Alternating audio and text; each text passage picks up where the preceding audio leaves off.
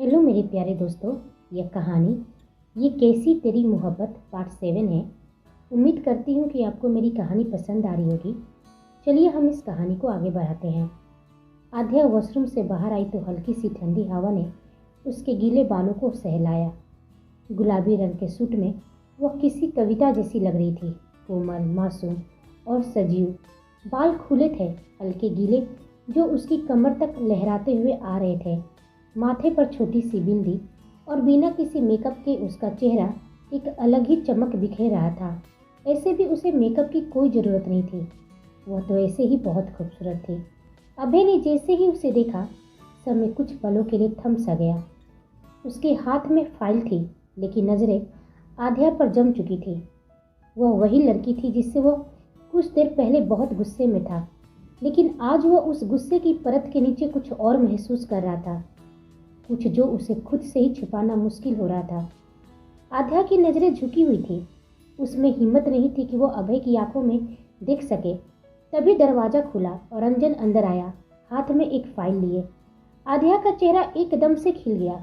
जब से वह यहाँ पर आई थी, रंजन उससे बात करने से अच्छा व्यक्ति लगा। वह इशारे से रंजन से कुछ पूछना चाह रही थी, लेकिन रंजन उस पर ध्यान नहीं देता है, तो आध्या का मुंह बन गया। अभय की नज़रों से यह सब छुपा नहीं था।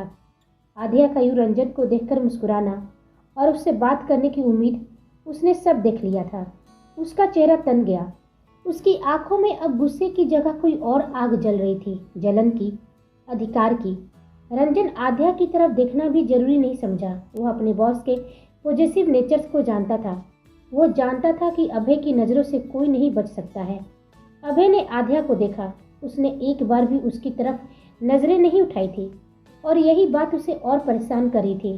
तुम रंजन को देखकर मुस्कुरा सकती हो और मुझे देखना भी गवारा नहीं?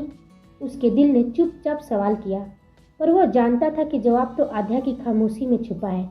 वहीं दूसरी ओर अनुराधा जी अपने कमरे में दाखिल हुई। अनुराग जी ऑफिस फाइलों में व्यस्त थे। उनके चेहरे पर तनाव और उलझन साफ झलक रही थी, पर आवाज़ नरम थी। धीरे धीरे उनके पास आई और बोली, सुनिए, मुझे आपसे एक बहुत ज़रूरी बात करनी है। अनुराग जी ने एक पल को भी सिर नहीं उठाया। बोलिए, क्या बात है? उन्होंने हल्के स्वर में कहा, बिना नजरें हटाए। अनुराधा जी की उंगलियां आपस में उलझने लगी, हथेलियां बार बार एक दूसरे से टकरा रही थी। जब जवाब नहीं आया तो अनुराग जी ने सिर उठाया। उनकी आंखों में सवाल थे। क्या हुआ अनुराधा? कुछ परेशान लग रही हो? वह हल्के से मुस्कुराई, लेकिन वह मुस्कान अधूरी थी। वो धीरे से बोली, मुझे कुछ पैसे चाहिए थे। अनुराग जी फौरन बोले, अरे इसमें झिझकने की क्या बात है, और आपको कब से मुझसे इजाज़त लेकर कुछ मांगना पड़ता है? आप इस घर की रानी हैं और मेरे दिल की भी। जाइए, लॉकर से जितना चाहिए ले लीजिए। पर वो वहीं खड़ी रही, नजरें झुकी थी, जैसे शरीर जड़ हो गया हो। अनुराग जी को हैरानी हुई। क्या हुआ अनुराधा? जाइए, मैंने कहा ना, जाकर लॉकर से ले लीजिए। तो वह धीमे स्वर में बोली, मुझे मुझे 100 करोड़ चाहिए। एक क्षण के लिए कमरे में जैसे सन्नाटा फैल गया। अनुराग जी स्तब्ध रह गए। उनके चेहरे से सारे रंग उड़ गए। क्या क्या कहा आपने? 100 करोड़? वह समझ नहीं पा रहे थे कि जो सुना वो सच भी था या उनका वहम। अनुराधा, ये इतनी बड़ी रकम आपको किस लिए चाहिए? देखिए, मुझे गलत मत समझिएगा, लेकिन इतनी बड़ी रकम मुझे समझ में नहीं आया। क्या आपको यह रकम अपने सोशल वर्क के लिए चाहिए? अनुराधा जी की आंखों में हलचल थी, उनके लफ्ज कांप रहे थे। यदि मैं आपको सच बता दूं तो आप मुझसे नाराज हो जाएंगे, आपका भरोसा मुझ पर से उठ जाएगा। अनुराग जी ने उनकी हथेलियां थाम ली, उन्हें अपने पास बैठाते हुए बहुत ही शांत स्वर में बोले, अनुराधा, हमारे रिश्ते की बुनियाद विश्वास पर है। हमारा भरोसा इतना कमज़ोर नहीं कि एक सच उसे हिला दे। मैं जानता हूँ कि तुम कोई भी फैसला बिना वजह नहीं लेती। तुम बिल्कुल मत घबराओ। बताओ, क्यों चाहिए तुम्हें ये पैसे? अनुराधा जी उनकी ओर ना देख सकी। धीरे धीरे उन्होंने अपना हाथ छुड़वाया, कदम पीछे लिए और फिर खिड़की की ओर पीठ कर ली। वह अपने मन में बोली, सॉरी अनुराग जी, मैं जानती हूँ कि आप मुझ पर बहुत भरोसा करते हैं, और यदि मैंने सच बता दिया तो आपका भरोसा टूट ही नहीं जाएगा, बल्कि हमारे रिश्ते में करवाहट भी आ जाएगी। और फिर बाबूजी को सच मालूम चल गया तो वो तो सीधे ही मुझे घर से निकाल देंगे। लेकिन इन सब के बावजूद भी मुझे आभा की मदद करनी है। बस ये लास्ट मदद होगी। इसके बाद मैं कभी आभा से नहीं मिलूंगी और उसके लिए मुझे आज आपसे झूठ बोलना ही पड़ेगा। वो अपनी आंखें बंद कर लेती है और एक गहरी सांस लेती है और पीछे पलटकर अनुराग जी को देखकर कहती है, हाँ, आपने सही समझा। मुझे अपने सोशल वर्क के लिए ही 100 करोड़ चाहिए। बात दरअसल यह है कि कुछ महिला पुनर्वास प्रोजेक्ट है और मैं उसमें फंड करना चाहती हूँ। इलेक्शन आने वाले हैं। आप तो जानते हैं कि ऐसे प्रोजेक्ट इलेक्शन जीतने में कितनी हेल्पफुल होती है। आपके पास इतनी बड़ी रकम नहीं है तो कोई बात नहीं, मुझे 50 करोड़ भी मिल जाएंगे तो मैं काम चला लूँगी। अनुराग जी मुस्कुराते हुए बोले, यह तो खुशी की बात है कि मेरी धर्मपत्नी भी राजनीति में इंटरेस्ट ले रही है। मुझे आप पर पूरा भरोसा है। और बात रकम की नहीं है।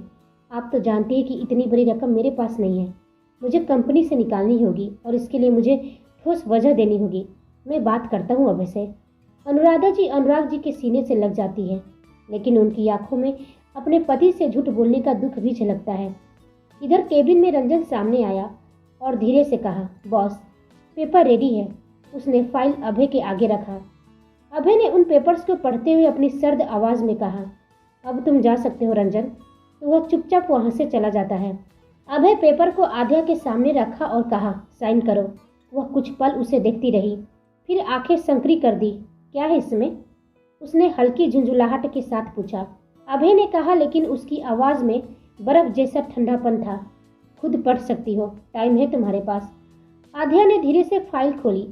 आंखों के सामने एक मोटा दस्तावेज फैला हुआ था, पर जैसे ही उसने पहला पेज पढ़ना शुरू किया उसका चेहरा उतर गया। पूरा पेपर इंग्लिश में था और आध्या, उसे तो इंग्लिश से पुरानी दुश्मनी थी। वह सिर झुकाकर पेपर को देख रही थी, लेकिन समझ में कुछ भी नहीं आ रहा था। अंदर ही अंदर डर, शर्म और गुस्से की जंग लड़ रही थी। उसने एक नज़र अभय को देखा, जिसके चेहरे पर एक डेविल जैसी मुस्कान थी। वह मुस्कान जैसे कह रही हो कि उसे पहले से ही सब मालूम था। वह अपना मुंह बनाते हुए मन में सोच रही थी, क्या करूं? इसमें क्या लिखा है समझ में नहीं आ रहा है। कैसे कहूं कि मुझे इंग्लिश नहीं आती? मालूम नहीं क्या कर दे मेरे साथ, कौन सी अगली सजा सुना दे। उसका चेहरा देख अभय की मुस्कान अब और भी गहरी हो गई थी। वह उसकी परेशानी को एक तरह से एंजॉय कर रहा था। आध्या ने बहुत कोशिश की, फिर हार मानते हुए बोली, ठीक है, मैं साइन कर दूंगी। अभय की नज़रें तेज हो गई। इतनी आसानी से मान गई बिना पढ़े? या मुझ पर भरोसा है? आध्या ने अब उसकी आंखों में पहली बार सीधे देखी। डर और हिम्मत का अजीब सा मिश्रण था उसकी नज़रों में। मैं साइन कर दूंगी, लेकिन मेरी भी एक शर्त है। अभय का चेहरा सख्त हो गया। शर्त? तुम मेरे सामने शर्त रखोगी? अभय सिंह राणा के सामने? आध्या ने खुद को करेक्शन करते हुए और नरमी से बोली, शर्त नहीं, रिक्वेस्ट समझ लीजिए। तो ठीक है। अभय ने अपनी कुर्सी से हल्का सा झुकते हुए कहा, बोलो, क्या है तुम्हारी रिक्वेस्ट? आध्या ने धीरे से सांस भरी और बोली, आपने कहा था कि अगर मैं आपकी बात मान लूं, यानी सॉरी कह दूं, तो आप मेरी तीनों सहेलियों को अपनी कंपनी में काम करने का मौका दीजिएगा। अभय ने बिना कोई भाव लाए सीधा उसकी आंखों में देखा।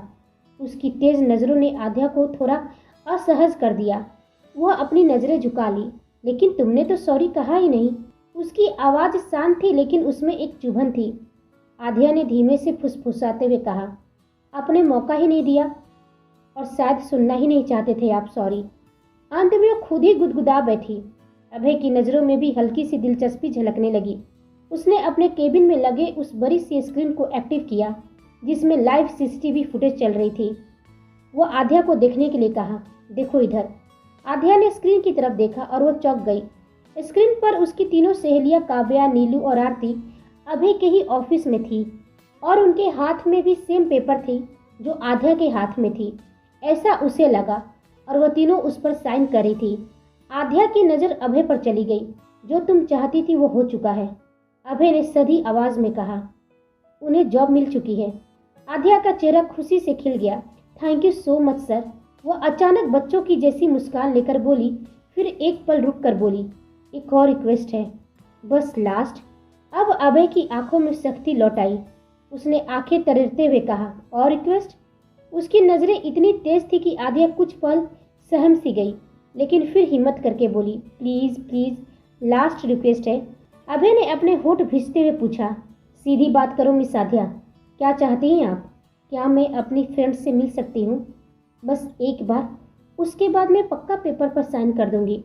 बिना किसी सवाल जवाब के अभय उसे देखता रहा, जैसे उसके अंदर की मासूम जिद और ईमानदारी को पढ़ने की कोशिश कर रहा हो। कुछ पल ऐसे ही सन्नाटा छाया रहा। अभय उसके चेहरे को ध्यान से देख रहा था। वह आध्या की हर बात का मतलब समझता था। वह बिना किसी भाव का बोला, ठीक है। वह अपने डेस्क पर रखा अलार्म को प्रेस करता और बाहर खड़ा रंजन अंदर आ जाता है। एज यूजुअल सिर झुकाए और हाथ बंधे। रंजन, मिस आध्या को अपने फ्रेंड से मिलना है, तुम इन्हें अपने साथ ले जाओ। अभय शांत लेकिन सर्द लहजे में कहा था। रंजन आध्या को अपने साथ ले जाता है 5th फ्लोर पर, जहां उसकी फ्रेंड्स थी। अभय स्क्रीन पर नजर लगाए बैठा हुआ था, जहां से वह आध्या को देख और सुन सकता था। आध्या का चेहरा खिल गया था। वह बहुत खुश हो रही थी। वह बार बार रंजन से बात करने की कोशिश भी कर रही थी, लेकिन वह कुछ रिप्लाई नहीं करता था। रंजन उससे दूरी मेंटेन किए हुए था। उसके चेहरे पर घबराहट भी थी। वह अपने बॉस के मूड को अच्छी तरह से जानता था। आध्या अपना मुंह बनाते हुए मन में बोली, बॉस तो बॉस, उसके चमचे भी कम अकड़ू नहीं है। मुझे तो लगा था कि यह एक अच्छा इंसान है, लेकिन यह भी अपने बॉस से कम नहीं है। उसी वक्त अभय आध्या का चेहरा जूम करके देखता है और फिर उसके चेहरे की एक्सप्रेशन देख उसके चेहरे पर डेविल स्माइल आ जाती है। वहीं दूसरी ओर शहर के एक पॉश बार में राकेश अपने गिलास में शराब उड़ेलता जा रहा था। उसकी आंखें गुस्से से लाल थी और चेहरा तनाव से भरा हुआ था। सामने बैठा उसका करीबी दोस्त रंजित उसे टोकते हुए बोला, और कितना पिएगा यार, घर भी जाना है। ऊपर से मीडिया की नज़र यदि तुझ पर पड़ गई तो तुझसे बड़ा तमाशा कोई नहीं होगा। जिस पार्टी से तू खड़ा होने वाला है, उन्होंने अब तक ऑफिशियली कोई अनाउंसमेंट नहीं की है। राकेश ने गिलास टेबल पर पटका और गुस्से से बोला, हो जाएगा वो भी। हर पार्टी की अपनी टाइमिंग होती है, रणनीति होती है, लेकिन फिलहाल मैं किसी और के चाल में उलझ गया हूँ। उस अभय की वजह से मेरा दिमाग खराब हो गया है। उसकी आंखों में नफरत झलक रही थी। मैंने सोचा था कि उस मिस्टर खन्ना को अपनी तरफ मिलाकर अभय का पूरा बिजनेस चौपट कर दूंगा और इधर उसके एमएलए को अपने साइड कर अपनी पार्टी में बड़ा चेहरा बनकर उभरूंगा, लेकिन नहीं, उस अभय ने 2 चालें चली। रंजित थोड़ा चौंकते हुए बोला, 2 चालें? क्या मतलब? राकेश ने अपनी होठ भींचते हुए कहा, अभय ने मेरे सारे प्लान को वक्त से पहले ही भांप लिया था। मैंने उसके प्रोडक्ट को बदनाम करने के लिए उस लड़के को खरीदा था, लेकिन मौके पर उस लड़के ने मेरा नाम नहीं, उस मिस्टर खन्ना का नाम ले लिया। मिस्टर खन्ना को अरेस्ट कराकर उसने उसके धोखे का इनाम दिया और फिर उसके सारे एमएलए को खरीद लिया। मेरे प्लान को फेल कर दिया। राकेश की आंखों में अब शराब से ज्यादा आग थी। उसने गिलास खाली कर टेबल पर रखा और गहरी सांस ली। वो फिर बोला, आभा से शादी करके सोचा था कि ओमकार की नस पकड़ लूंगा, फिर महाराष्ट्र पर मेरा राज होगा, मेरी शासन होगी। लेकिन वह रंजित की तरफ देखकर जहर उगलने लगा।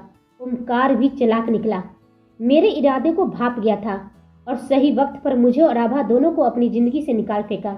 रंजित उसकी बातों को ध्यान से सुन रहा था और वह बोला, तो फिर वह अभय, वह तो उससे भी तेज है।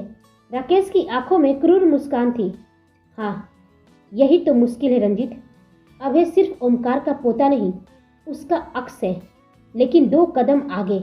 दिमाग तेज है, चाले उसकी समझ पाना आसान नहीं, लेकिन हर तेज इंसान की भी एक कमजोरी होती है और मैं उसे ढूंढ कर रहूंगा। रंजित धीरे लेकिन तीखे स्वर में बोला, ओमकार से तेरी दुश्मनी समझ में आती है। तू एक समय में उसका सबसे वफादार बॉडीगार्ड था और फिर उसकी सौतेली बेटी से शादी करके उसे नीचा दिखाया। लेकिन अबे, उससे तेरा क्या झगड़ा है? वह क्यों तुझे मिटाने पर तुला है? रंजित के सवाल ने जैसे राकेश के सीने पर चोट कर दी हो। उसकी आंखों में एक पल को अतीत की कुछ धुंधली लेकिन तीखी तस्वीरें चमकी। वह कुछ पल खामोश रहा, फिर गहरी सांस लेकर बोला, तेरे हर सवाल का जवाब एक ही रात में छुपा है रंजित। वही रात जब सब कुछ बदल गया था। रंजित उलझे लहजे में पूछा, लेकिन तूने तो कहा था कि अभय को उस रात की कुछ बातें याद नहीं है, फिर तू बार बार उसका जिक्र क्यों करता है उसके सामने? राकेश की नजरें एक बिंदु पर जम गई। उसने अपने होठ भींचे और फिर धीरे से कहा, क्योंकि मुझे लगा था कि उसे कुछ याद नहीं है, लेकिन जब उस दिन पार्टी के बाहर मैंने उस रात की जिक्र की तो उसकी आंखों की आग ने सब कुछ बयान कर दिया। उसने साफ कहा था, मुझे उसकी हर बात अच्छे से याद है, मैं भूलता नहीं और माफ भी नहीं करता।